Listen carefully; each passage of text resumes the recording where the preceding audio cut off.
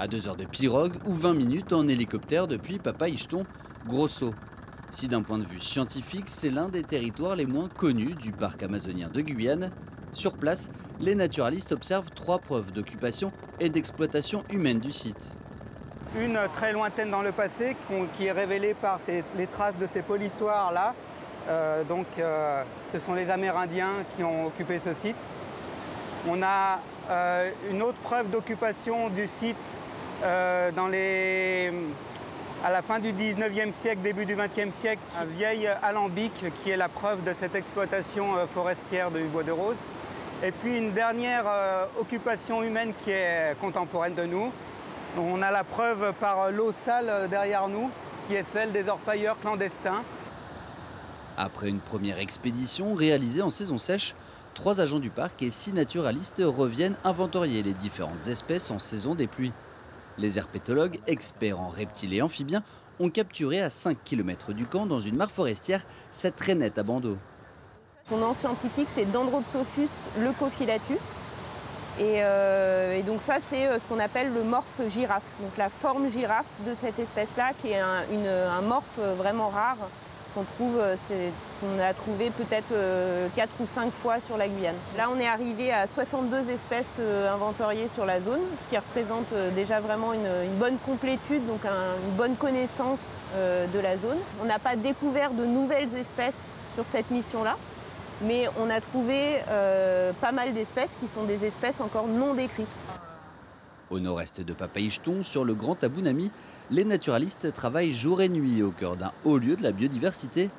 Les ornithologues, les spécialistes des oiseaux, ont recensé près de 200 espèces en 10 jours. Généralement, quand on passe les 200, on dit que la mission est réussie. Donc là, pour nous, c'est déjà réussi. Maintenant, on a encore 2 jours pour prospecter et peaufiner en fait l'inventaire.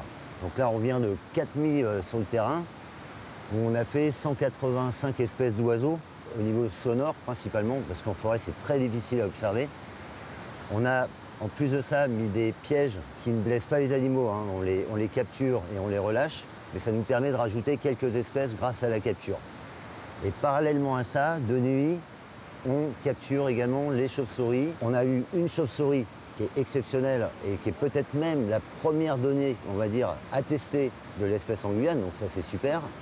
Et là, sur le Sceau, il y a 2 espèces de hérons qui sont protégées en Guyane avec habitat. Donc ça veut dire que cet habitat-là est exceptionnel pour ces oiseaux-là. Dans cette forêt mature, riche et peu impactée par l'homme, les botanistes ont catalogué près de 400 espèces de plantes. Ah bah tiens. Et il y a Monadelpha aussi. Le Meltonia monadelpha.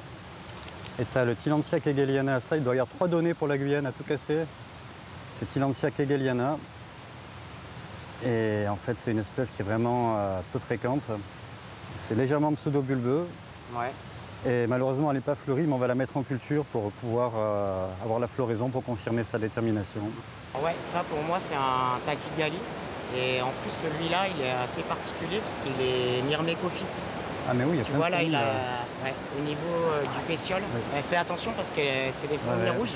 La plante, elle a pour le bénéfice d'être protégée par les fourmis.